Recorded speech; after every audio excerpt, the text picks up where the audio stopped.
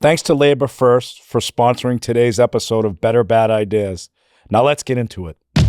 I'm Sean O'Brien, General President of the International Brotherhood of Teamsters. Put your helmets on, buckle your chin straps. It's a full contact sport. We're going to find out who has a better bad idea. Well, listen, we have Senator Markwayne Mullin today on Better Bad Ideas, and I just have to make one statement. Better bad ideas. Stand your butt up. Do you remember that moment? Oh, I have a kid that wrestles with my son at the University of Oklahoma that has it tattooed on his chest. As a result of that? Yes. Did you copyright that? No, I didn't copyright Yeah, you that. did. You were selling T-shirts, weren't you? I didn't copyright it. Yeah, we sell like 40,000 T-shirts. So that was funny. So anybody that's listening or watching, you know Senator Markwayne Mullin and myself, our first exchange, never met you before. Yeah. My first time ever testifying in a Senate hearing. And, you know, intimidating, not going to lie to you. You know, I never did anything like that. So we get the opposite. Really? That was your first time to ever testify? Yeah. And you blew it up. You handled yourself pretty good. Oh, you did all right yourself. I mean, of course. I'm a professional. I'm kidding. So, I'm kidding.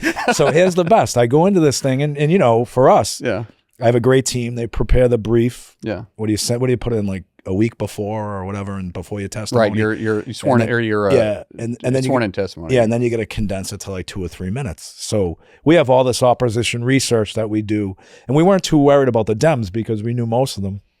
We really didn't know a lot of the Republicans outside of Josh Hawley, and I think who else was on that committee at the time? Senator Cassidy.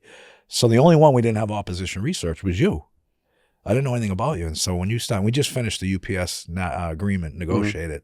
So when you start going on about the UPS stuff, and then I'm like, who is this guy? And I'm thinking these things are supposed to be friendly, wasn't going to be anything. And then boom, it pops off, right? I was like, who the hell is this guy? And then we went at it back and forth. And Bernie Sanders, remember him? Oh, but no, Bernie, his head turned like a color of an apple. It was like getting yelled at by your grandfather coming in late at night. But that was our first kind of exchange. And then, you know, I took it to another level outside after the first hearing. You respond back, and we went back and forth for about a month or two. And then we end up having another hearing, and you come in prepared. You had the easel all ready to go, and we just started going at it again. And the one thing that I liked about the whole thing is, even after the first time, you know, I grew up in a neighborhood, and most of friendships begin after conflict. Yeah. And like I knew. There's a mutual respect. Right. And I knew like we were going to be friends at some point. But it was pretty funny though. Yeah. Well, it was fun. Looking back, it was funny, right? Yeah. I think the most common is this is the time, this is the place. Right. That's the one that gets the most comments. But if people ask me, was I prepared to say? I wasn't. I actually wasn't. Well, you didn't have a tie on the first time, right? I think. Probably not. But I don't wear ties. Yeah, a lot. No, but I was like, everybody's in a tie. Yeah. And I'm like looking at him, sizing him up, and I'm like, this guy came without a tie. Like he really wants to go. No, I don't. I hate ties. And the only time you'll see me with a tie is when we're voting.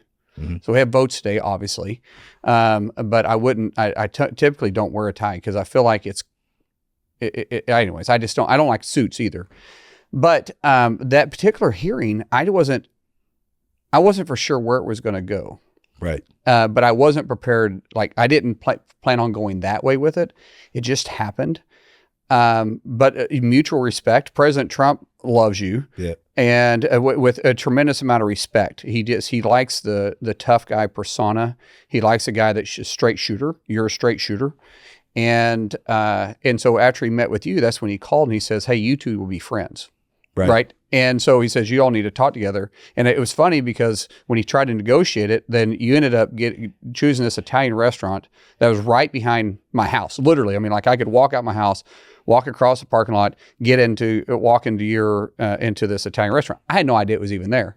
Really? I didn't know. I mean, I live right around the corner from it was literally right around the corner. You know what's funny? Like people were trying to promote this big fight between us, right? Which would have been a great fundraiser, by the way. And I'm like, I'll see him in a park or something, like, you know, typical neighborhood stuff, right?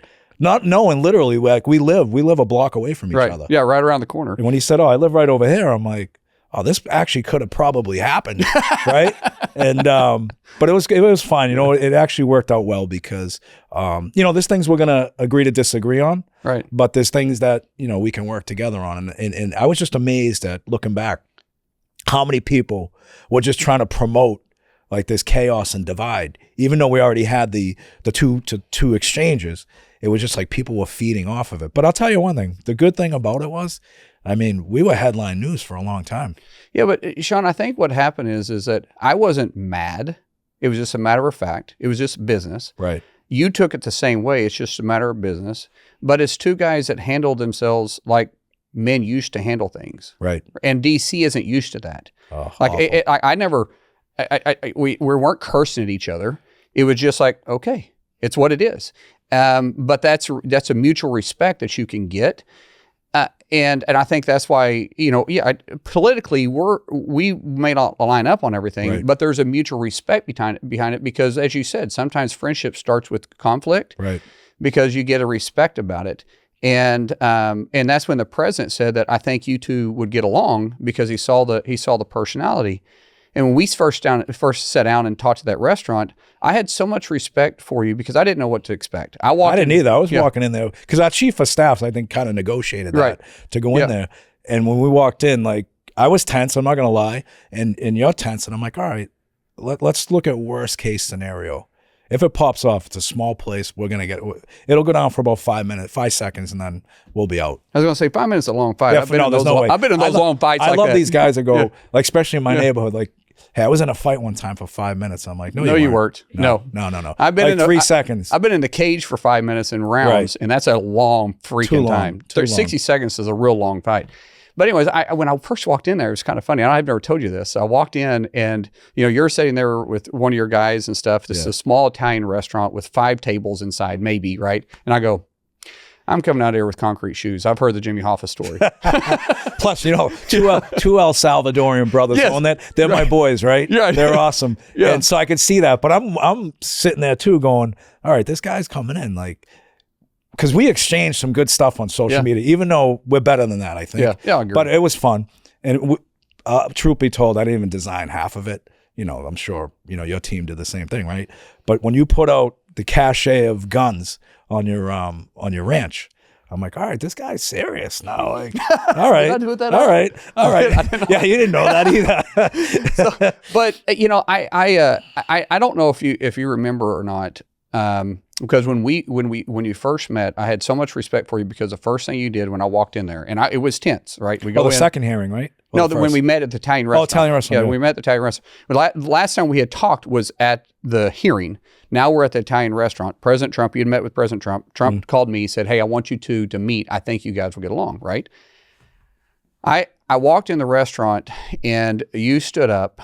And you're in, you know, neither one of us are in a suit. I think I'm in a t-shirt. I don't know. My sneakers were double knotted because you never want to lose your sneakers in a fight. This is very true, right? And I don't know what I was wearing, but I was wearing probably some type of work boot. But you stood up and you shook my hand immediately. Yeah. And you said, I mean, I would never forget. You go, listen, I read everybody's bio but yours, and I should have done that. And we sat down. And we had an hour-and-a-half long conversation about your family, about how you grew up, about how I grew up. And I think there was even though we grew up and you know, you grew up in a neighborhood, I grew up in a ranch. You grew up in the city, I grew up in the country. But there was a mutual respect that goes, there's a foundation here to build something on, which is why the president saw something that thought that we could work it out. The president respects he respects, I don't want to say a tough guy persona, but he does. And it's not the persona. It's straight shooter. Someone that will just stand their ground and say what they need to say. And it was a tremendous amount of respect that started from there. And we've talked, my wife at first called me a sellout. You know, because my wife's a professional kickboxer too. She's like, how are you? What are you doing? I got criticized. I got criticized left and right. Oh yeah. What, are you afraid of him? I'm like, I'm not afraid of anybody. Well, I think we have to do business. You said if we fought, you was going to fight me like the Irish something and hit me. No. I said, look, and you might be MMA, you might be jiu-jitsu, all that shit. Yeah. And I took karate for 4 years, but I haven't done it since I was 21 years old. But I said, look, I'm just going to do Irish karate. I'm going to put my head down and go till I can't go anymore. Or hit me in a crosswalk with your Cadillac. At 80 miles an hour. I laughed so hard. I was like, fair. That's what we do, right? But on a serious note, I think we've worked together well. Yeah. Since, you know, we've had discussions, and I think we talk more than people think. Yeah. And one of the examples of working together and collaborating was when the nomination of Laurie Chavez DeRemer. That's right. I mean, unsolicited, you called me up and said, "Hey, you like her? Are you guys good with her?" I said, "Absolutely." He goes, "All right, let's work together on this," which I thought was great because it showed a couple things. One, what we've been trying to do as an organization or as a leader, myself personally, is work together across the aisle to find common ground and work on the issues we can work on. And if we can't agree on it, let's not throw mud at each other and say, "Hey, listen, we'll figure something out at some point."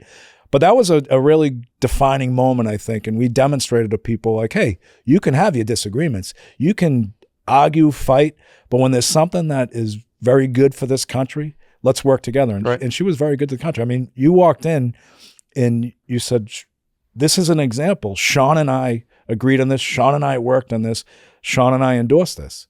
Yeah. Now, I thought that was great. I thought that was a demonstration of how people should collaborate, even if they don't agree on certain other things. And it goes back to the White House too. You know, I hate to keep bringing up President Trump, but I had to because he said, "Why don't you and Sean get together and find me a Secretary of Labor that you guys can work with?" Right. Like, okay. And he, by the way, he didn't give any pushback on that. Right. He's like, if you guys agree with them, then we'll do that. And like I said, you don't have to agree with everything that President Trump does either, but you're a leader of the largest union in the country, all right? And you're the president of the Teamsters. You build things and you move things, right? And and there's President Trump understands the importance of it. You understand the importance of it. That sometimes it's bigger than politics. Sometimes we have to do what's best moving forward. You got members that you need to make sure have a job every single day, get paid well. They can go home and raise their family doing it. We have an economy that we need to make sure is moving in the right direction. And when we can come together and work on that, sometimes disagree on some political issues, but say we're working better. We're working for two goals: one, get the economy moving; two, make sure your members are taken care of too. Hey, there's common ground there. Right. Let's move forward. Well, the one thing that we have in common when you describe those two factors you just described is a third factor. You have constituents in your state that elect you to represent them. That's right. I have members in my union that elect me to represent them. Yep. So, I mean, I think that's probably the most important part of the equation because without them, we don't have these jobs. Which, by the way, people love it. And then you got people that hate it. Oh, 100%. I mean, I have some constituents that love the idea. You and Sean are getting along. How in the world are you guys getting along?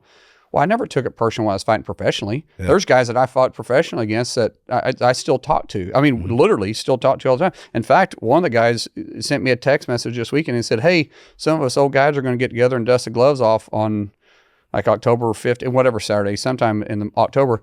Why don't you come in and spar with us? We'll talk about has-beens." And these guys that these guys that I used to train with and fight against years ago, but because there's a mutual amount of respect. It's the same thing here, that you're not going to make everybody happy, but at the same time, if we got something that we find common, we find a direction to move forward, we can just do it and understand that there's going to be people that criticize you no matter what, but that's what a leader does. Social media is probably the worst thing in the world, isn't it? Although I have noticed you are like a TikTok sensation now. Every time on my goddamn feed, you keep popping up, and I'm like, I can't get away from this guy. We just opened TikTok. How long ago? Thursday night. Thursday night. You got 400 videos on there. Yeah, well, we have I don't know how many followers. I don't know. It grew fast. It grew very quick. Yeah, but social media is crazy. But social media is like an open platform for like people to hide and say stupid shit that they would never say to your face. But you can't argue with crazy. But that's why I don't read my comments hardly at all. Very seldom. Right. Because until you're willing to come up and say it to my face, it really doesn't mean anything. And honestly, I don't want what you say online to make my day, to dictate my attitude during the day, right? Not that you're not relevant. Everybody's relevant, but it's a lot easier to say it, as you said, in a basement of your parents' house than it is to come up and have an actually gentleman agreement. Not confrontational, but have a gentleman agreement, because sometimes we can agree to disagree, or sometimes we might find common ground like you and I did. Right. And that's a good thing. You can find common ground to step on and move forward. But because you say it online, I'm not going to allow it to mess with my head, because I'm going to make the assumption, and I'm not kidding. And my wife says, bless your heart. The reason why I don't read my comments is because I'm going to assume that everybody loves me. That way I approach you. Well, I can tell you they don't. I can actually tell you they don't like you. Well, my wife says, bless your heart. That's a Southern thing that says, are you serious? But so we know what we say? Yeah. In the Northeast? What? All due respect. You know what that means? When I start a sentence like, hey, all due respect, that means like, go F yourself. Yeah, yes, I get that. You know? Yeah. So, but my point is that when I meet you and you've been saying horrific things about me and I don't know it, and I treat you with kindness, I'm going to take throws the game right off. Right off. Throws the game right off. And it's hard though. It's tough though. Like reading. So I have, you have kids like my kids' age, and I had the pleasure of meeting your family in Oklahoma. You did. Great people. And but your kids read this stuff. My kids read it, and my oldest, he's a great kid. He's union plumber. They're good. And I like him already. Yeah, union plumber. And but he's he's a aspiring comedian, so he's into all the social media stuff, the shorts, the sizzle reels, and all that stuff. And he'll read some of the stuff, and he started arguing with people on it. And I'm like, stop. Yeah. Don't do that. Good Don't advice. read it. He's like, Dad, they're lying. I said, people are going to lie. Don't worry about it. It's nothing you can do about it. But to your point, that philosophy is great, because look, if I read, there's like 2 or 3 people that are on my radar every day because they got something to say every single day. And it's like, I can't wait to see them. But then I'm like, I don't even care about them. They're not relevant in my life. That's right. And it's going to be tough. But what are you going to do? Right? No, you can't do anything. That's my point. I've never seen anybody on social media ever change their mind on an argument on social media. This episode is brought to you by LaborFirst, the leader in healthcare navigation and advocacy for plan sponsors, union members, and retirees. Navigating healthcare isn't easy, especially when it comes to Medicare, and it shouldn't fall on our retirees' shoulders alone. That's where LaborFirst comes in. They work one-on-one with members to help them understand their benefits, resolve issues, and get the care they've earned. From answering tough questions to fixing billing problems, LaborFirst is in your corner every step of the way. No call centers, no runaround, just healthcare advocates who actually care. LaborFirst was founded by a proud Teamster son and grandson for over 60 years. His father and grandfather led Teamsters Local 837, now Local 107 in Philadelphia, with pride, purpose, and grit. That same union spirit runs through everything LaborFirst does today. Now, hundreds of union health plans trust LaborFirst as a true partner, delivering results, supporting members and retirees, and never forgetting who they're working for. When it comes to protecting what your members have earned, LaborFirst stands with you. Visit LaborFirst.com to learn more. This episode is brought to you by Catches Law Group, proud advocates for injured workers and their families since 1986. If you've been hurt on the job, navigating the workers' comp system can feel like fighting an uphill battle. That's where Catches Law comes in. They have recovered over $3 billion for hardworking people just like you, and they don't back down when your rights are on the line. They know what it means to stand shoulder to shoulder with unions and workers across the country. Because at Catches Law, it's not just about compensation, it's about justice. To learn more, visit catcheslaw.com. That's KECHES law.com. And I've got to tell you, I've had the personal privilege to work side by side with Catches Law Group for over 30 years. I've watched them fight tirelessly on behalf of injured workers throughout America, and they are the best of the best. They make certain that all of injured workers and their families get the justice that they deserve. To learn more, please visit catcheslaw.com. That's KECHES law.com. No, and it's funny, you get the same people, and it has nothing to do with Dem, Republican, or Independent. You've got the same people that are all preaching the same stuff, but they're contradicting themselves at the same time. Like, we shouldn't have this divide. Everybody should work together, which I think is great. But then on the next breath, they're attacking the Democrats, they're attacking the Republicans, they're attacking everybody. So what they're saying and what they're doing are actually two different things. Or the ones that on our side, that say Congress needs to act more like a business. Okay, fine. What does business owners do every day? When you're working with the company that you're representing, that you're trying to represent for your labor force, what are you doing? You're negotiating. We're talking every day. Every day, and you're negotiating every day. Right. Every single day, you're negotiating. But if you negotiate, sometimes in politics, you're a sellout.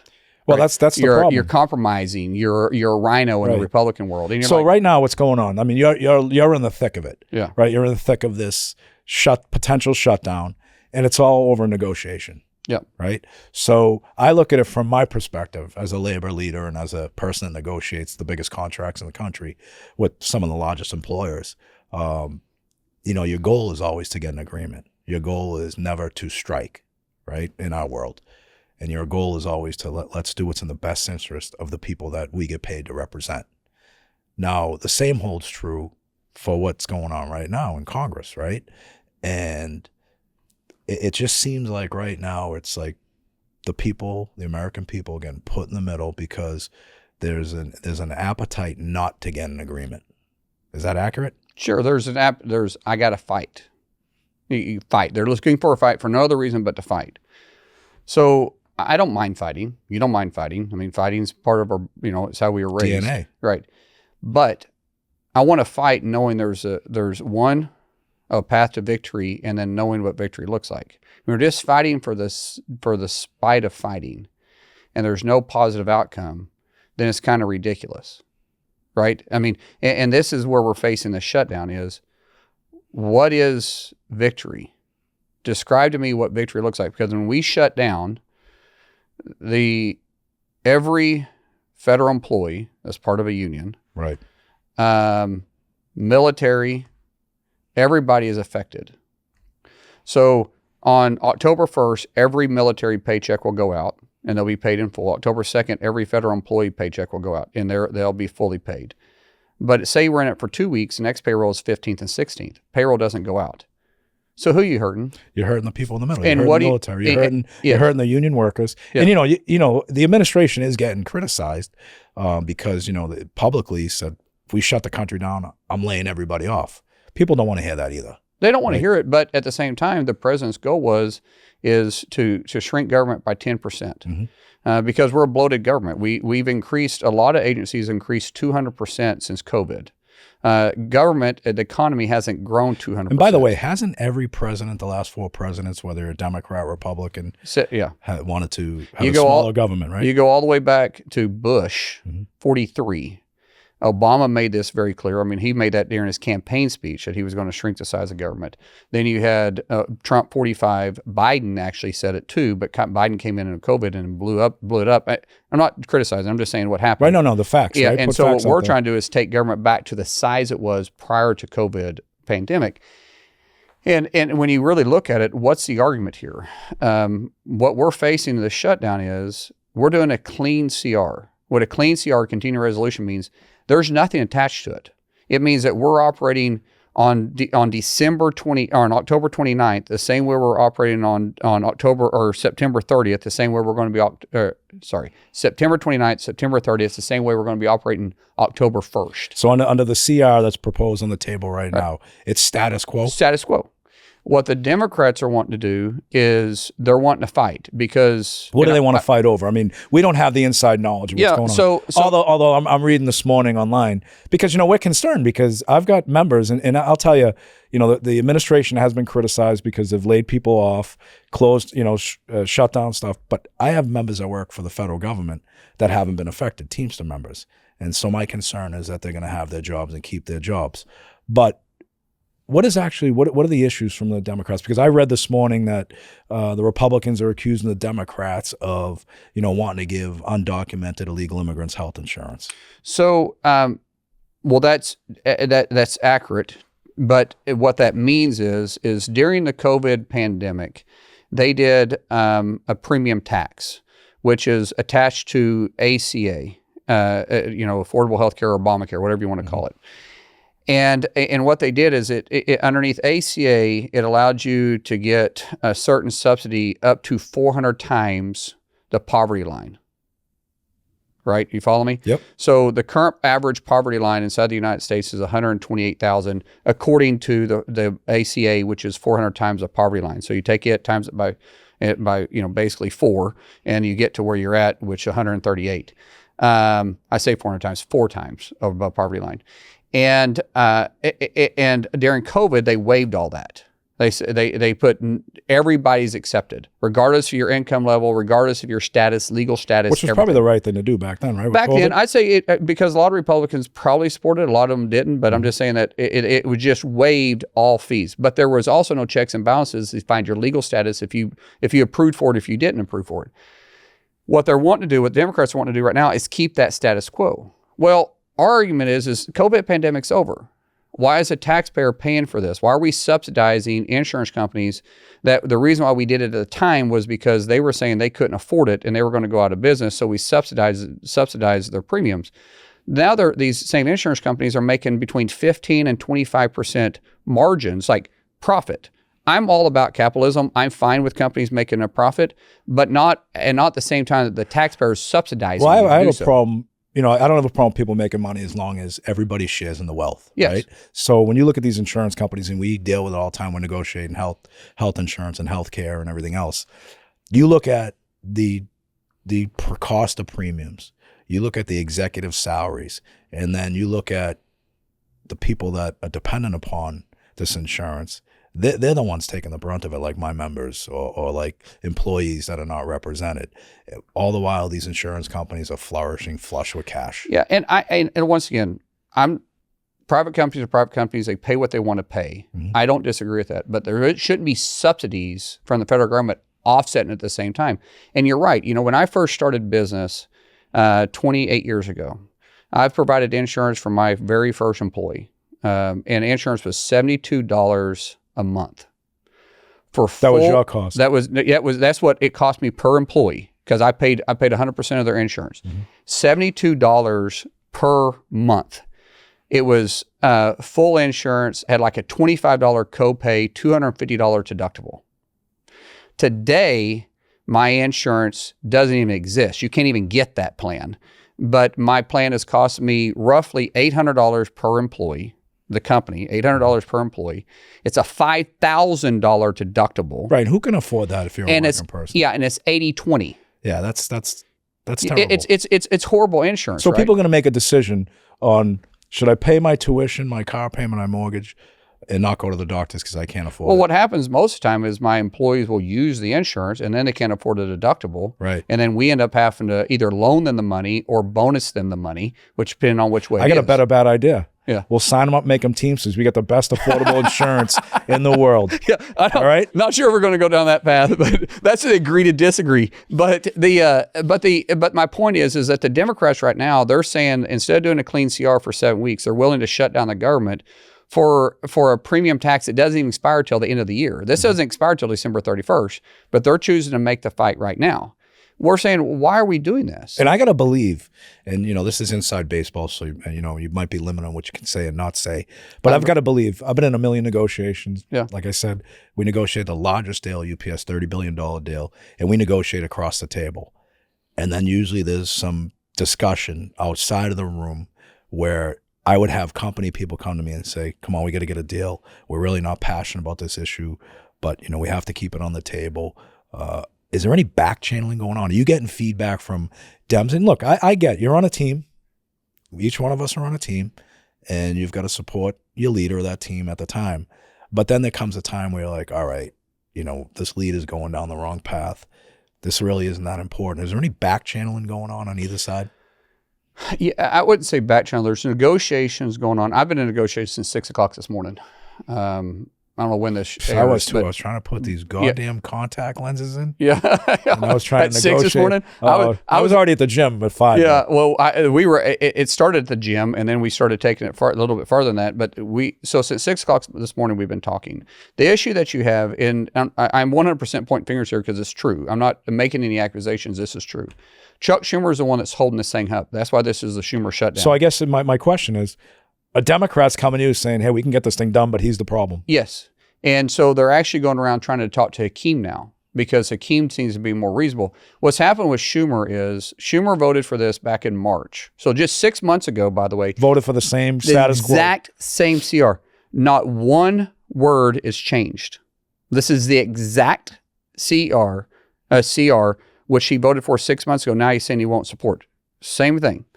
But back then he got railed by his base. And in New York. Railed by his base saying, you're a sellout. Yes. You're giving in to the Republicans. Why don't you fight back? Giving in to Trump. Their hatred towards Trump. Well, AOC. So I guess that's the next question. Well, but AOC is it jumped Republican versus Democrat, or is it a Democrat versus Trump? Or Schumer versus Trump? That's a good question. I think it's Schumer versus AOC. Because AOC, they started running polls, would beat Schumer by 20 points if she decided to challenge him. Schumer's attitude changed, and he's up for re-election this cycle. Mm-hmm. So he's scared that AOC is going to challenge him, which is why he can't vote for this. This is now, mind you, Schumer's on record speaking about this over and over again, that a shutdown isn't good for America. Supporting CRs his entire career. Like not just recently, but his entire career. It all changed when politics became real in his state. And now instead of him doing what is right for America, which is why, by the way, I never hired a single employee ever based on how they're registered to vote. And I've hired thousands of employees. I hired you because you were the best person for the job. This is also why I can get along with so many Democrats. You say best person, most qualified. Most qualified, best person, whatever. Yeah, same thing. But the reason why I can get along with Democrats so good is because your state or your backyard elected you, not Oklahoma. Oklahoma may not elect you. Oklahoma never elect Pelosi. Your first priority is your constituency. Yes, follow your state. Like your first priority is your members. Right. So I don't agree. May not agree with you, but I can respect that you're duly elected by your constituents, that our founding fathers set up for you to be elected just the same way. So we may disagree, but that's fine. Where I get in trouble, where I get upset is when you start making political decisions. When you make decisions that's not best for America, not best for your state, but best for your career, we have a hard line. And what's happening right now is Schumer is holding the entire country hostage because he's afraid of AOC, because there's no way you can explain why you're not willing to support a 7-week clean CR, and you're saying it's because of premium tax that doesn't even expire until December 31st. So if I had Chuck Schumer on here right now and I pose this question, you're being accused of causing this shutdown, what would he say? I don't know. I can't justify crazy. No, but I mean, what would he say? I don't know. I don't know, because he's all over the map right now. He's not being consistent with who he's been.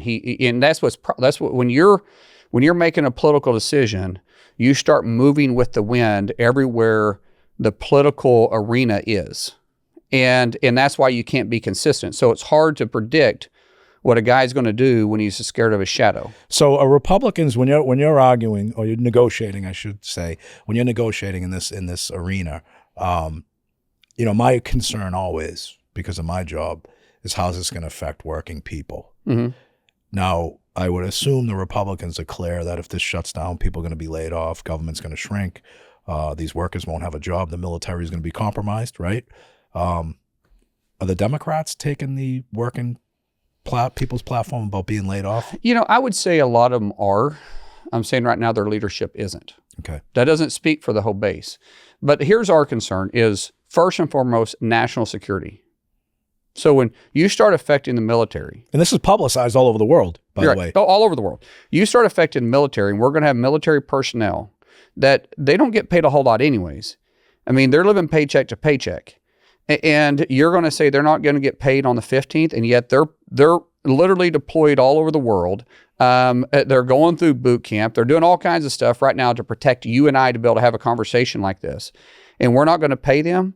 And then all the military contracts we have that's trying to be the best and advanced military in the world, we're pausing all that, and we're allowing China and Russia, our largest adversaries, to catch us. Because every day it's a race. Well, it's every like anything day. else. If you're not getting paid, are you going to be happy with your job? Yeah. Well, but all the federal contracts pause right now. Right. When we go into shutdown, nothing happens. Everything stops.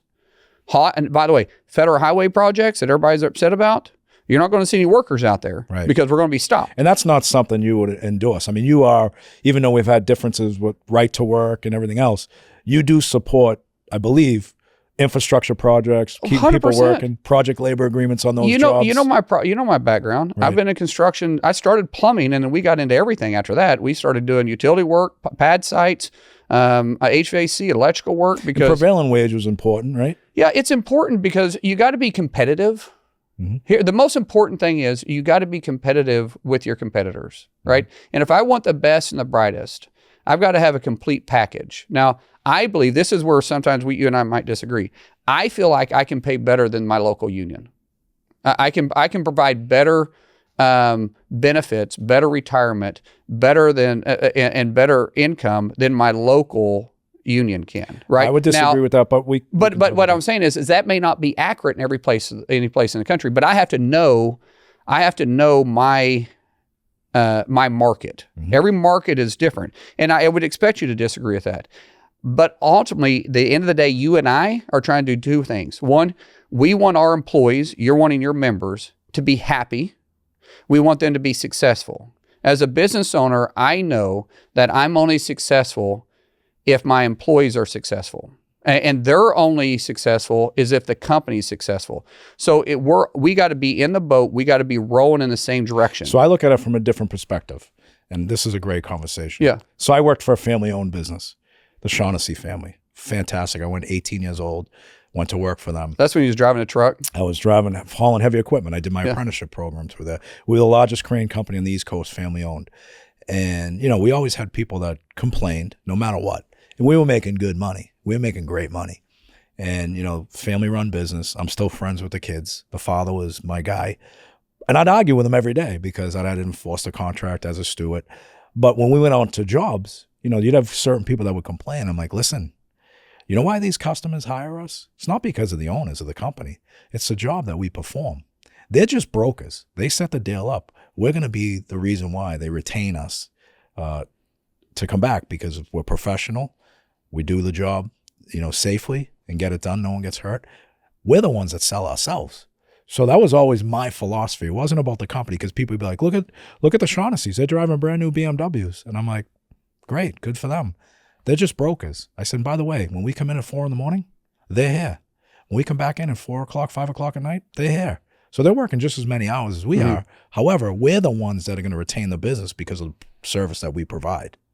But that you're actually talking about the same thing because you're right. They hire me. Say that one more time. We're actually saying the same thing on this one, and you're right from your perspective, but you've got to take the business perspective too and saying you have to be on the job because they hire you because they get along with you. The job foreman trusts you. That's why they keep coming back to you because they know when you say you're going to deliver, you're going to deliver. You're going to keep the job on schedule. You're going to keep it on time, and you're going to show up when you said you're going to show up. The business owner's perspective is that in order for that to take place, I got to make sure I'm paying my insurance. I got to make sure my bond is good. I got to make sure that I'm paying my payroll taxes. I got to make sure that I'm paying all my bills. I got to be hiring the front office correctly. And I've got to be able to fire correctly because I say you got to hire right and you got to fire right because one bad apple can spoil the whole bunch. This is where the disagreement with employees and labor sometimes messes up. Because as an employer, you have to look at it, or as a union boss, you got to look at every employee. Union leader. We don't like union boss. Okay, union leader. I'll try to do better, but I still look at you as union boss. But say a union leader, you've got to protect every single employee exactly the same. And recently you just helped out somebody for us too. Right. But as a business owner, sometimes I got to get rid of that bad apple because he's making everybody's life miserable because he's not doing his job right. If there's no incentive for somebody that is busting their butt, that's why looking at this guy who's having 16 smoke breaks and 5 coffee breaks, shows up late, has a bad attitude, does his job halfway, and what's the incentive of the guy that's doing his job right? And so sometimes you have to have the flexibility to let a guy go. Well, see, there's a misconception there because I look at it and I think 95% of union leaders around the country would look at it the same way. I want to go to work, give a fair day's work for fair day's pay. I want to work hard. There's a human element that goes along. You're right. Sometimes people beat the system, no matter whether union or non-union. But we enforce, we're the ones that have to have the conversations when members are screwing up, when they're not showing up for work, when they're not doing their job. The hard part is telling people, listen, you're going to lose your job. You keep going down this road. And sometimes we're a little bit more sympathetic because you got to deal with, maybe there's an addiction problem, maybe there's a mental health problem, maybe there's a family problem. And I'm sure you've dealt with the same thing. Of course you do. You take that all into consideration. And you give people chances upon chances upon chances. Of course you do. I mean, I think, the misconception is we protect people that don't deserve to work or have a job like that. We protect people that, may be vulnerable, may be getting taken advantage of. But if someone consistently, and that's why we have just cause language, that's why we have opportunities for people to get help. But sometimes there's no help. You can't help someone sometimes, and you've got to tell them, look, I can't take your case to arbitration because we've been down this road too many times with you. Maybe it's time for you to find a new career. And I think that's the misconception. We do have those conversations. We don't protect, people that shouldn't be working there. We don't protect, people that, are not showing up for work. I mean, sooner or later, and I tell people all the time, like, look, you're going down a bad path, straighten your shit out, because at some point in time, we're going to lose credibility.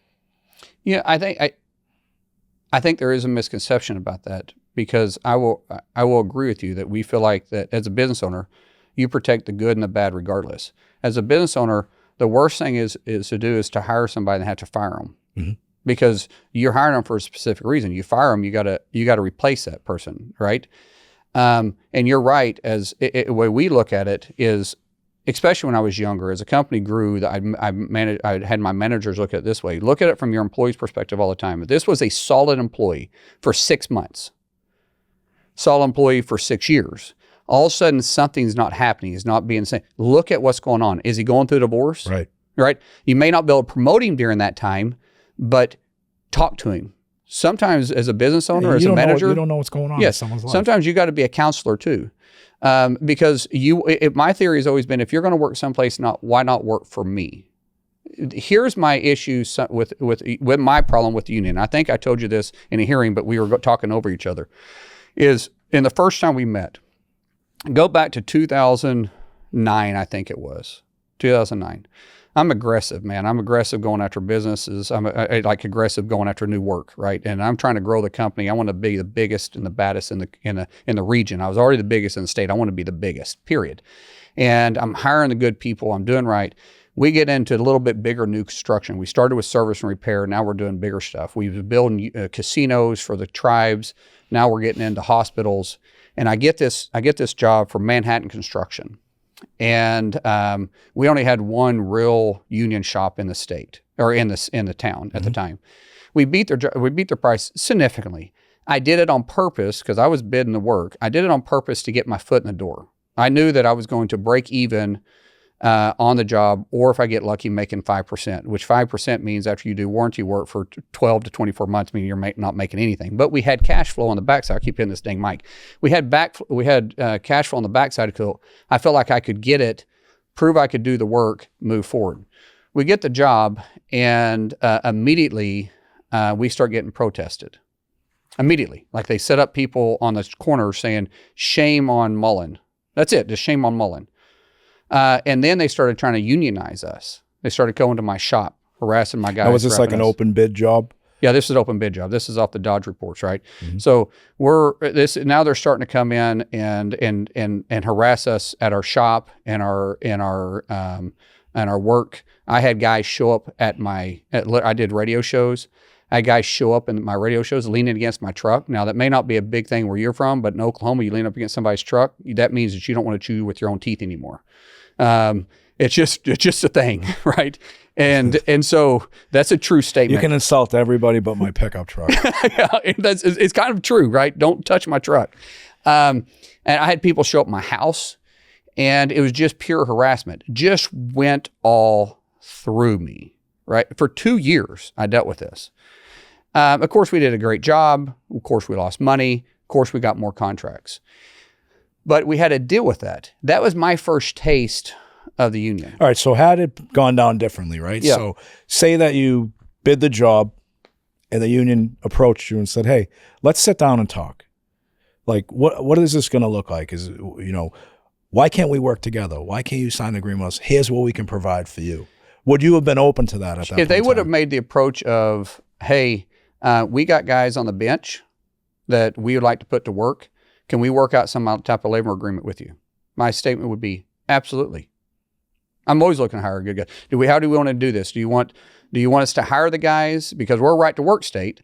Do you want us to hire the guys, or do we want to pay the hall directly? You tell me how you want to do it, and I would absolutely do it, because why would I turn down good, experienced labor, that guys that know how to do that right, job? And then you build a relationship. Of course. And you know what? You might collaborate, and you might be a union contractor that's flourishing. We could have two shops. We could have non-union and union. We don't want to go down that road. But I'm just saying, but you could, because not everybody's right to work state allows people to make a decision if they want to do it or they don't want to do it. So we had discussions about right to work. Yeah. And we agreed to disagree on right to work. I don't support right to work anywhere. Well, you couldn't. You're a union leader. But I wouldn't. I wouldn't anyways. Yeah. But you know, I think the one thing that we talked about and we agreed upon, this is where it's funny, it gets convoluted. Like, even people on my side are like, Sean O'Brien's for right to work. Are you out of your mind? I'm right to work. And they pick and choose what they want to hear. I am not for right to work at all. And you coming from a right to work state, we know you like right to work in Oklahoma, right? I like choice. Choice, right? But nationwide, I think we agreed upon, hey, this is a state-by-state issue. Yes. If people want to fight in the state, let them fight it out in the state. Like we did in Michigan. Yep. We did in Michigan. We went right to work, and then we flipped it, right? That's where the battle should be, right? But nationwide, I think you and I agreed, hey, this isn't a nationwide issue. We don't need to go to war over this. Right. And I think Rand Paul introduced some bill earlier on and got no support, and, you know, it's a state issue. Right. Let the states make up their mind. Oklahoma, I know Oklahoma well. Oklahoma would say the worst thing you can do is force me to do something. Mm-hmm. You want to lose union membership is you force somebody from Oklahoma to have to, either it's A or B. Well, I think and that would push back. However, if you look at some of the union areas, not necessarily maybe in trades, but if you look at, like with the Teamsters, when it comes to UPS or it comes to some of these other driving, or even in the service industry, when people have a decision and they can choose, I think you'll see that your numbers have increased in Oklahoma. In fact, we did the numbers, and they have actually increased when we became a right to work, because people didn't feel like they were forced to do anything. Yeah, but you know the problem with right to work, and this is the biggest issue I have with it, and it's funny when coming from Massachusetts, Boston, when they passed, the public sectors didn't have to be the Janus decision passed. What is it? Janus decision. I don't have no idea. It was a Supreme Court decision that okay. I think Justice Scalise or whatever was a deciding vote on it, and it basically was right to work nationwide for public sector. And so I'm testifying in the Mass State House. And Massachusetts legislatures, both Republican and Democrat, they're pretty much the same. I mean, it's just by zip code, pretty much. So I'm testifying on why we should change. And the governor was Republican Governor Charlie Baker, who did not agree with the Janus decision. He called me up and said, Sean, let's figure this out, because I think all public sectors have to join the union because of all the benefits that you negotiate, we provide. So I'm testifying before the Senate in Massachusetts, and I'm saying, look, this is why we've got to change the law because of right to work. And one senator goes, what's right to work? What does that even mean? And so I explained it to him this way. I'm like, if I'm driving home tonight in my vehicle and I hit a pothole and blow my tire out, and I call AAA and I'm not a member, should they come out and fix my tire? The guy goes, no, you're not a member. They shouldn't come out and service you. Well, the same holds true, in these right-to-work states, like UPS, our largest employer. There's right-to-work states where, and I think we're like 98% in all those right-to-work states, that they can benefit by all the contractual language that we negotiate, the wage increases, the benefits, the pensions, but they pay a service fee. They're actually not a member of the union. I don't think that's right. If you're paying for something, like, you can't watch Netflix unless you're paying for it. You make a solid point, but I'll make a perspective from my brother. Like, I've been self-employed since I was 20 years old. Mm-hmm. Outside of being self-employed, I hauled sheetrock and delivered sheetrock to job sites since I was 16 years old. When I became self-employed, that's it, right? And my brother, so I don't have any working at other jobs that are union and non-union. I just have my experience, what they did to me as a company when they were really harassing us for 2 years. But my brother, who went to work for a union shop, he's done well for himself, right? But sometimes family's harder to work with. And so my brother went to work. Especially if you're the boss. I mean, you can't be easy. It's just true story. True statement. We're going to organize your office. Even though most of my employees have been with me for a long, long time. He went to work for a union shop, and it was right to work state. And he chose not to join the union because he didn't need the benefits. He didn't want to pay for that. And he had his own private investment that he was doing for Roth IRAs and other stuff like that for his retirement. So he chose not to do that. The only benefit that he was receiving was the wages, but the wages were actually below what the market was at the time. I don't know if they are anymore, but because when you take in the dues, and I'm not saying you guys don't provide a good job. You guys are as I say, the union is the largest labor force out there, because you have these labor companies that you have hire day laborers from, like Express Personnel and all this stuff, right? Bottom of the barrel. But I'm just saying that you have you guys provide that same labor too. When you got guys on the bench and you're a union shop, you need to size up for jobs. You guys are able to size up and give them more people when you're part of a union. So there's benefits to this, but it doesn't fit everybody. Some people, their personal life is a little bit different, that they don't need. Heck, I'm gonna keep hitting this freaking mic. They don't need all that. They don't need some of the other stuff. And so when you have the right to work, it allows people the freedom to choose. And a lot of people choose to join, but not everybody. But when you tell me I have to do something, what will end up happening is sometimes people won't even apply for that job. Like my brother would have never worked for that company if he was going to be forced to join a union. But think about this. Under a collective bargaining agreement, whether you're for right to work or not, you're going to get those benefits whether you're a member of the union or not. And I don't think anybody should get those benefits. They're not going to get health care. Well, they will. Retirement and all that stuff. If there's a collective bargaining agreement in place, they get the same benefits. Retirement from the company, not from the union. And we've got the best health insurance in the world that's cheapest around, because we have so much buying power with it, and the pensions are guaranteed. No one has ever actually retired off a 401k successfully. I mean, you just can't do it. I mean, if the market's great, you're doing well. If the market tanks, you're doing awful. My point to all this is you're going to get a pension, guaranteed benefit, whether the market's good or not. So we're going to agree to disagree. But let's shift gears for a minute. We've been working. I'm just going to hit pensions. The pensions are good as long as it's managed right. Well, yeah, absolutely. And there's been a case where the federal government's had to bail out a pension. You know why? I have no idea. All right, I'm going to tell you why. Okay. So Democratic Senator Ted Kennedy from my state, 1980, introduced deregulation in the trucking industry. And it was signed on by Senator Joe Biden. And it deregulated the trucking industry. The Teamsters Union lost 400,000 members in the trucking industry. And a lot of good companies were forced into bankruptcy because of deregulation. And what happened with deregulation, it just kept, growing over the years, different industries, different trades. And the last line in credit is in bankruptcies, pension funds, because bankruptcy reform has not been touched in 40 years.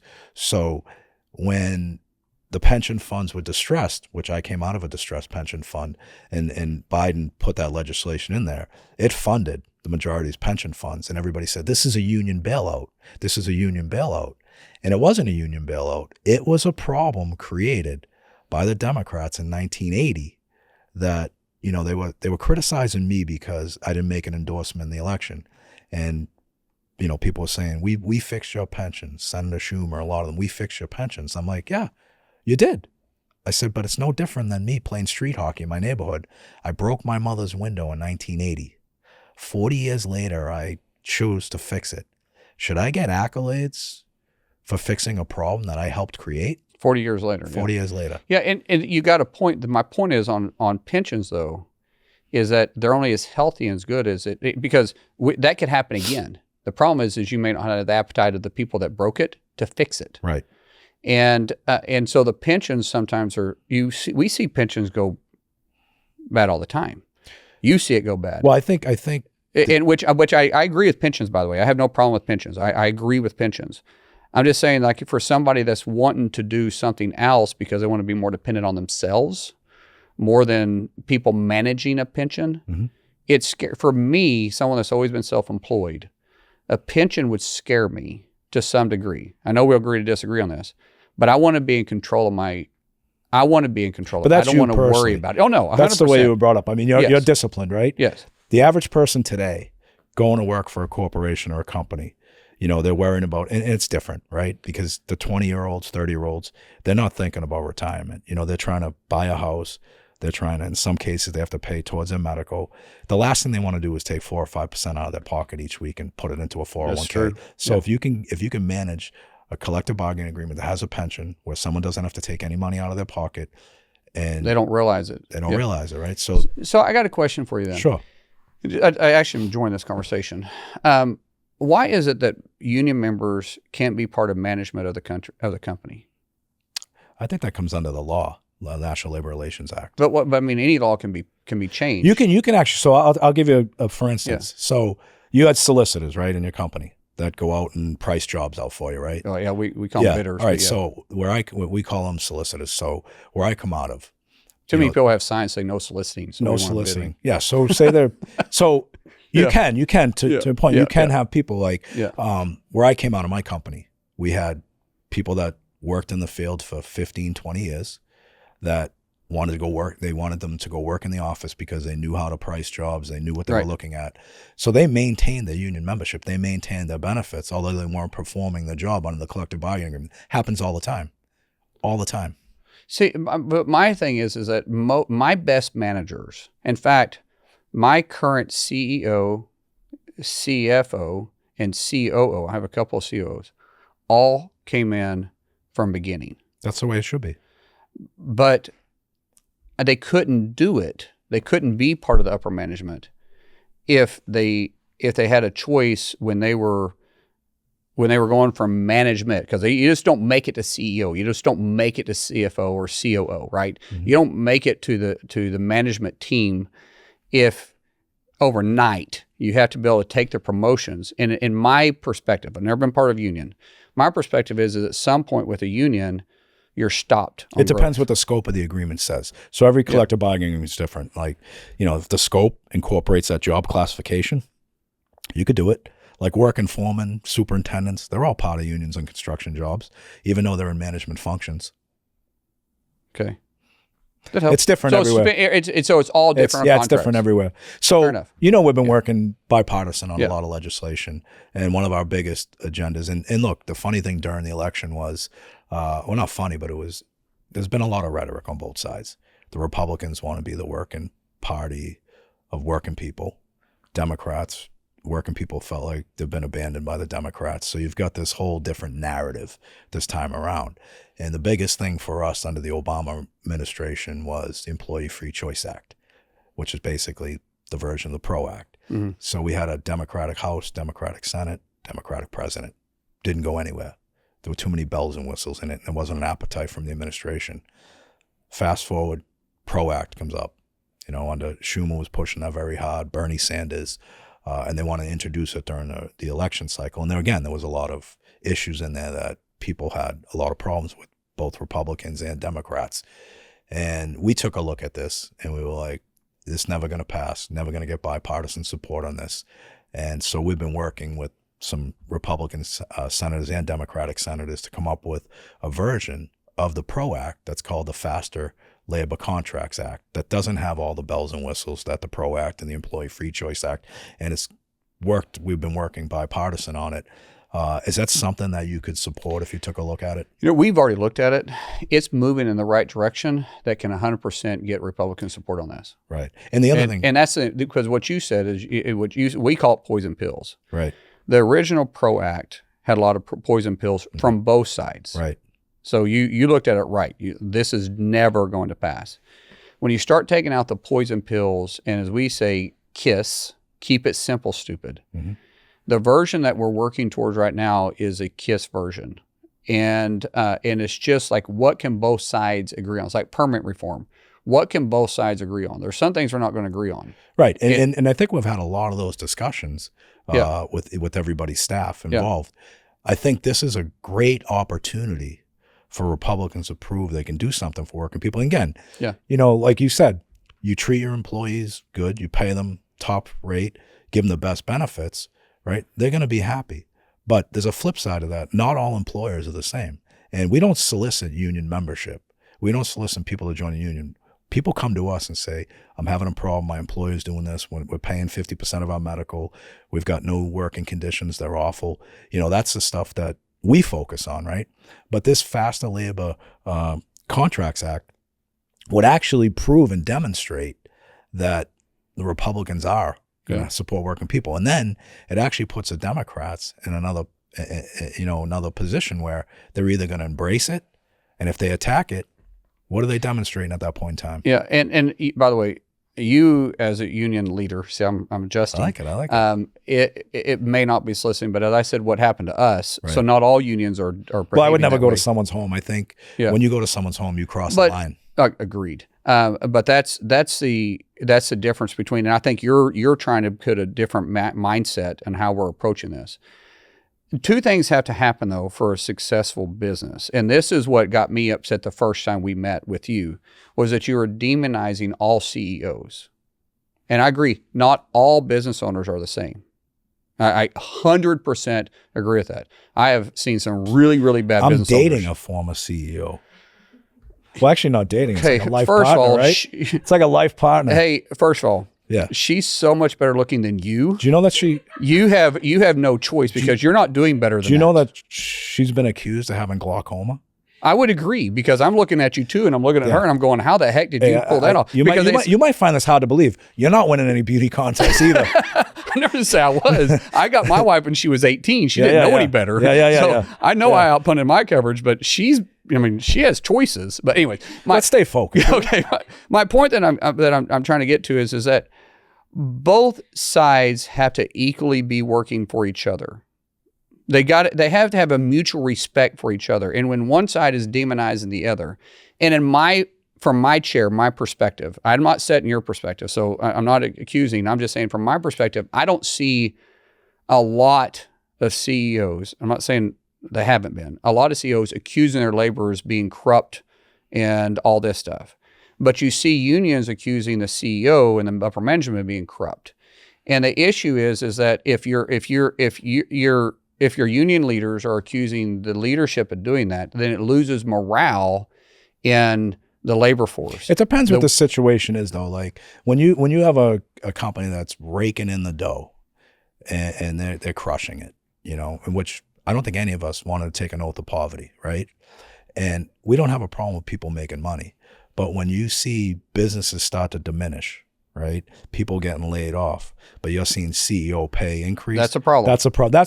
That's where you'll get the attack from us, right? Because you're saying there's no need for this. And AI is going to be an interesting implementation when it actually happens, because I think you're going to see that layer of management between the CEO and the workers. You're going to see them affected. And that's when you're going to see a whole different opinion. I agree with that. And, that's where, we're going to see like CEOs kind of take a hit. And, likely it's going to be a very controversial issue. But getting back to what we're talking to, we only go after CEOs when they are trying to diminish the workforce, diminishing conditions, but their salaries keep increasing and their profits. That's a problem. It's a structure here. It's a structure or way the CEO is hired. For instance, as a startup company, when I say startup, we took over a company, but as a new business owner, I went months without getting paid. Months. I went a lot of times over the years, I didn't get paid. Right. Because my employees are first. The company's first. Well, right? You don't have a company without employees. That's exactly right. But that's the way a lot of business owners are. But when you start hiring CEOs because you have a board and you're publicly traded, the CEO is incentivized because the bigger margins they have. It's usually not based on necessarily income as much as is their margins. Mm-hmm. The more their pay increases. So when you say AI, as a business owner, what I'm looking at is actually AI is going to cut overhead significantly. Because instead of having profits as well. That's right. So you could see CEOs' pay go up because a lot of the support team, what we call the support, not the guys in the field, but the ones in the office. The guys in the field are never going to be replaced. No, but because think about this. AI can't turn a wrench. Yeah, that's what I'm saying. The guys in the field, they can't drive trucks. AIs can't drive trucks. They can't build things. So the guys in the field are going to be safe. It's the support. We call the support staff. The support staff, which is your payroll company, your compliance officers, your HR department, your benefit management team, all the support, that's going to get more streamlined, which is going to cut out that middle wage. And that middle wage is where the margins sometimes are absorbed because the guy in the field. Hold that thought for a minute. Yeah. So that middle level's cut out. Why does it have to all go to the top? Exactly. Why can't it go to the people that are out in the field working? Exactly. It should. As a business owner, I would. As a business owner, if I had a ratio in my head of what my guys in the field have to make, what I have to support the team, and what our minimum profit margins had to be for me to be able to invest. And I would say most middle to small companies, that's the way they operate. When you get into the large companies, the publicly traded companies, the contract that they hired the CEO is a contract where they hired the CEO. And that contract is the same thing like a labor contract with you. And that's where it has to be looked at as for you guys, even as a union team, you guys have to be looking at that because it should spread, because if I don't do it, my competitor will. Well, the tough pill to swallow for us is when you're a publicly traded company. I've never been a publicly traded company, so I don't know. But when you're a publicly traded company, we deal with a lot of them. And, they're paying out these dividends that, 100% increase in dividends to people that have never done the job. CEOs' pay keeps increasing, and yet they want to fight the people that make them the success they are. That's when the criticism and that's when the attacks happen. And I'll tell you, there's a lot of support out there now for people that are providing goods and services to this country. And I think when you look at what happened during the pandemic, like my union, our largest employer, UPS, had their best year, $100 billion a year, right? Because of the pandemic. And our members were going out there providing goods and services, food distribution. Our members were out there providing goods and services, picking up rubbish, providing goods and service. All these corporations are making record profits. And then 2 or 3 years later, when it's time to renew the contract, they want to fight you on pay increases and additional contributions to the pension fund. All the while prior to this, they're calling you heroes and our employees are the best. It's like, that's when the criticism, that's when the divide happens. But you brought up dividends. Once again, from a perspective, from in a person, when I invest in companies, I'm investing based on a return guaranteed. Well, nothing's returned, but it's a gamble. So if I invest $1,000 or I invest $1 million, whatever it is, as an investor, if the company is successful, I'm investing in that company where they can grow and expand and hire more union more union employees, right? But in return, I've taken a gamble by investing in there, and their contract with me said that these certain percentages they hit, my dividend increases. So they're under contract too, because the company wouldn't have been able to grow at the rate it was growing without investors. So the dividends have to be paid to the people that's investing, that's allowing them to hire more union employees. So you got to look at the contract on both sides. But that growth is a result of the performance by the union members. But honestly, it is 100%. But it wouldn't have been able to grow if investors didn't invest. Well, and the contract, there's 2 contracts. So the contract is I can't, if it says I'm going to pay 100% dividends, which I've never got that before, but if I did, I'd sure invest in that. But if my contract says that I'm getting paid X amount of dividends based on the margins of my investment that I put in each quarter, then that's a contract. And that isn't renegotiated. You can't renegotiate. That contract is for the life of my investment. Now, if you want to have a second round of investors and you're going to offer a A stock or a B stock, then that second round of investors you can have a different agreement with. But the original round of investors, you don't. You can't renegotiate that one. So they're in a pickle, just like the negotiating they have with a union. Once they negotiate that deal, it's non-negotiable again, right? It's negotiated. We're negotiating. It's done. It's signed. We're not negotiating it again until the contract's up. So I'm glad to hear that we agree on that Fair Labor Contracts Act and that we're working bipartisan on it. Did you ever think you were going to be a politician?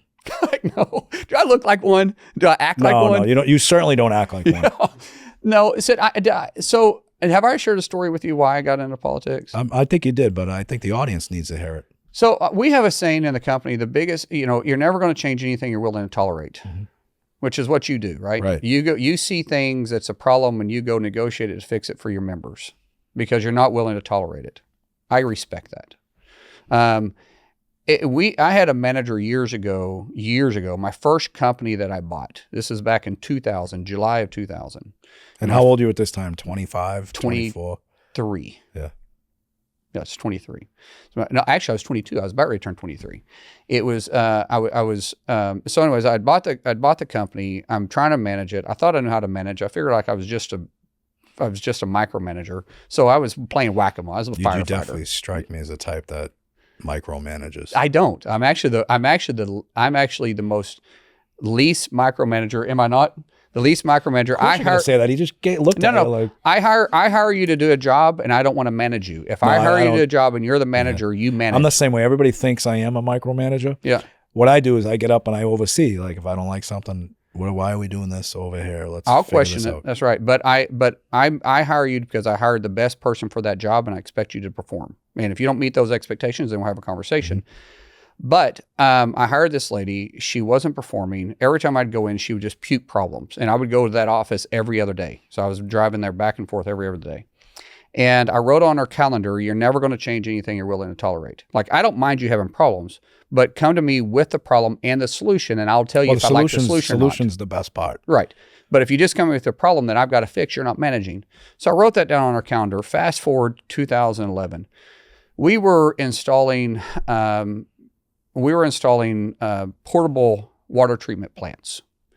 And because there was underneath the Clean Water Act, there was a lot of small municipalities that couldn't meet the EPA requirement. And they were getting fined every day by the Obama administration.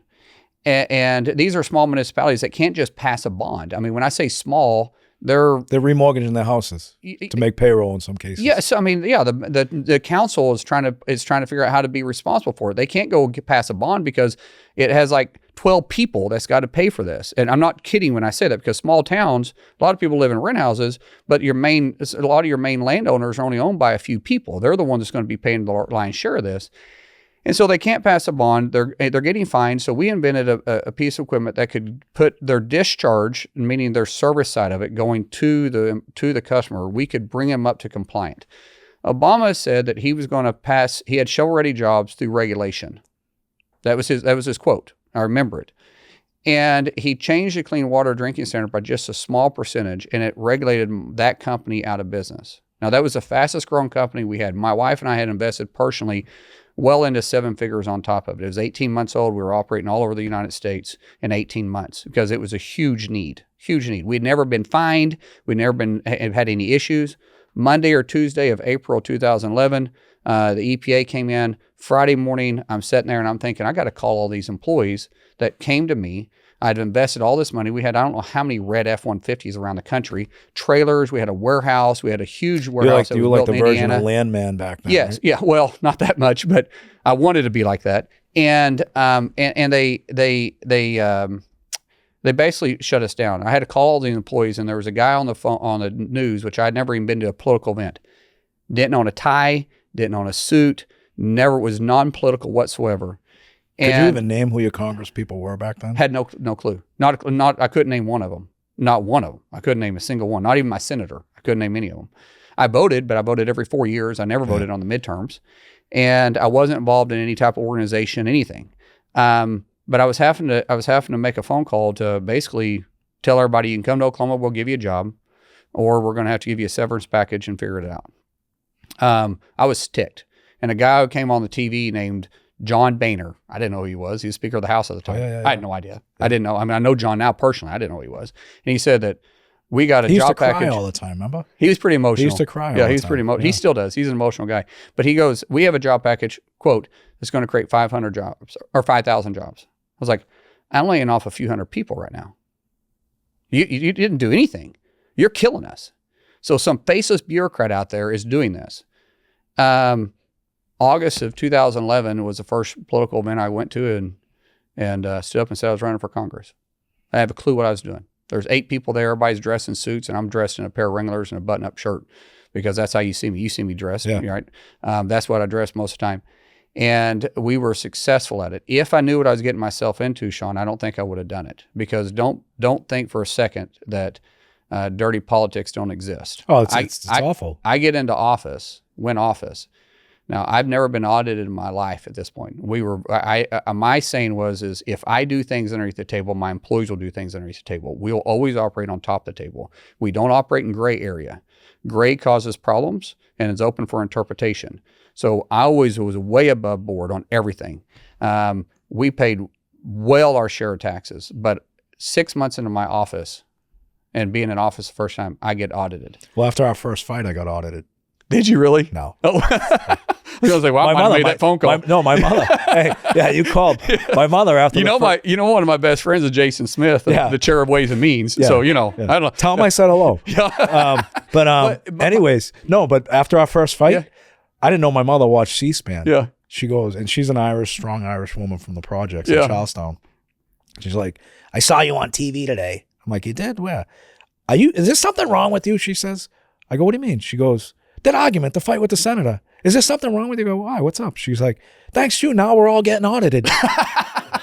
You didn't know. No. But probably will after this. Yeah. 6 months into my first term, my first year in office, I get a letter from the IRS, and they stopped all my trucks, all my semis, and they accuse us of using red dye diesel, which red dye is farm. We have a bunch of Tracos, a bunch of equipment. Sure. We're able to use red dye.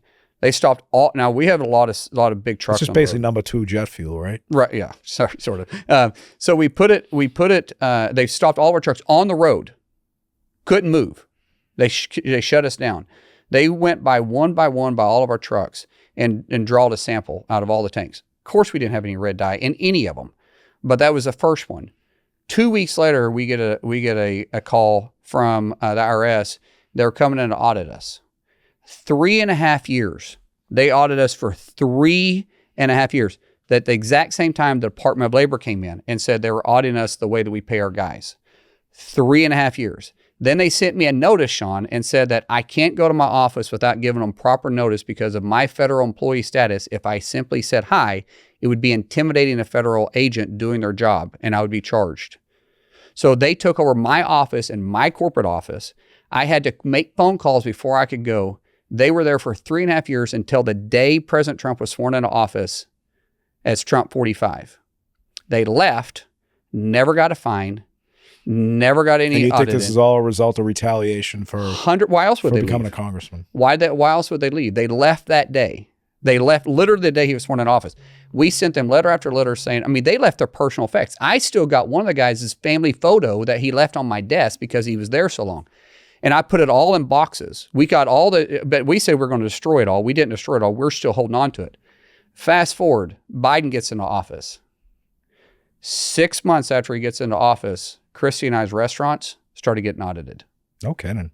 Yes. Now, I'm sure it's coincidental. Sure. Sure has nothing to do with it.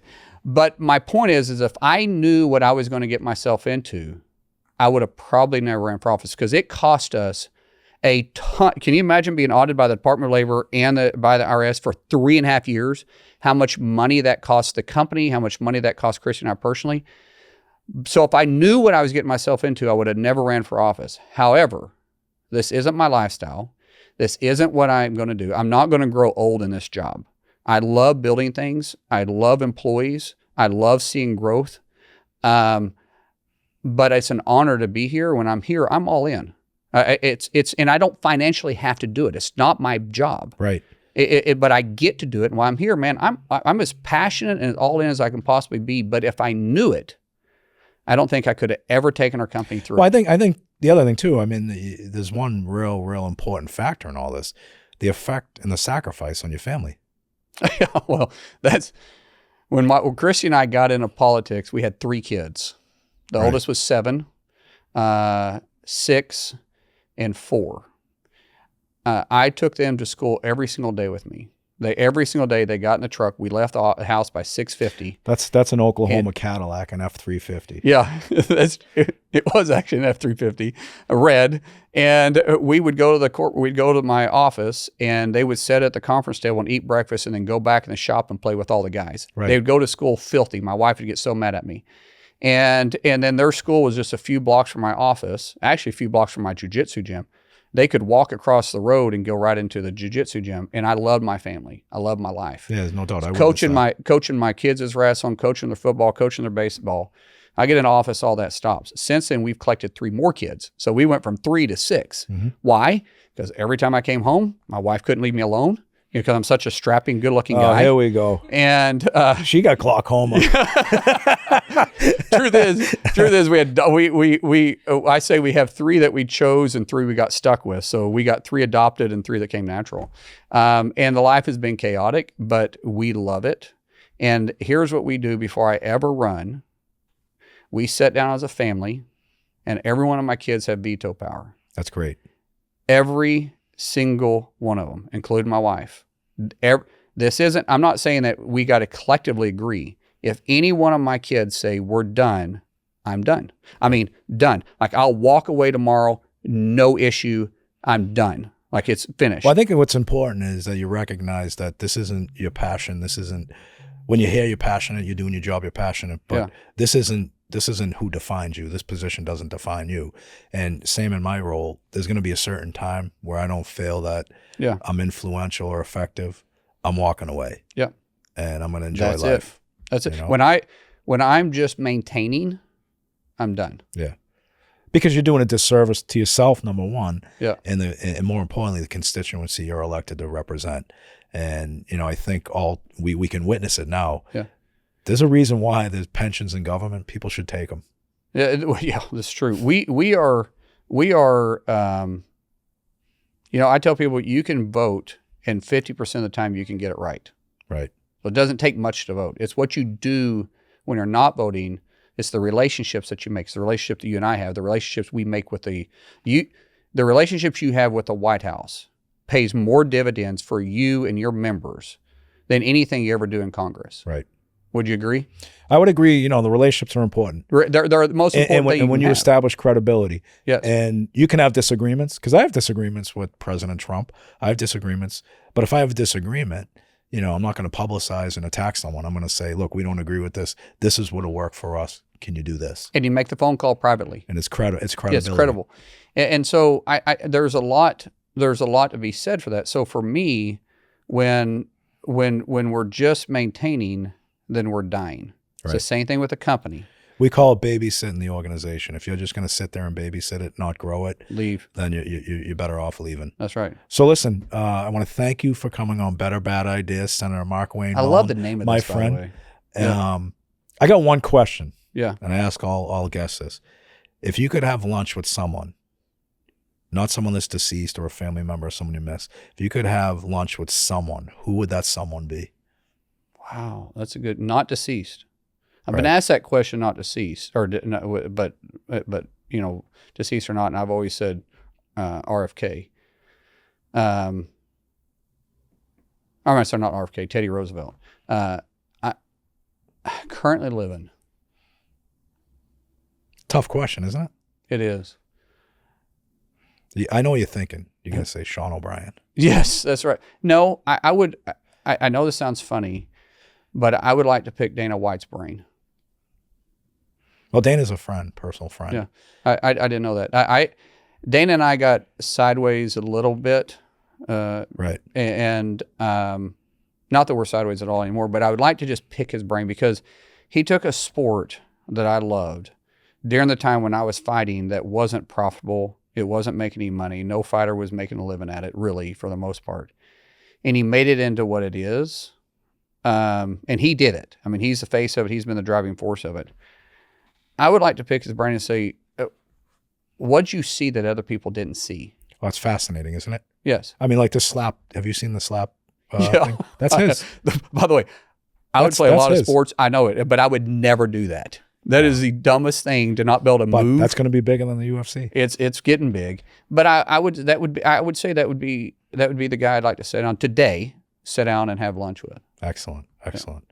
Well, you heard it first here. Better Bad Ideas. Thank you very much, Senator Mullin. Thank you. Appreciate you. it. Yeah.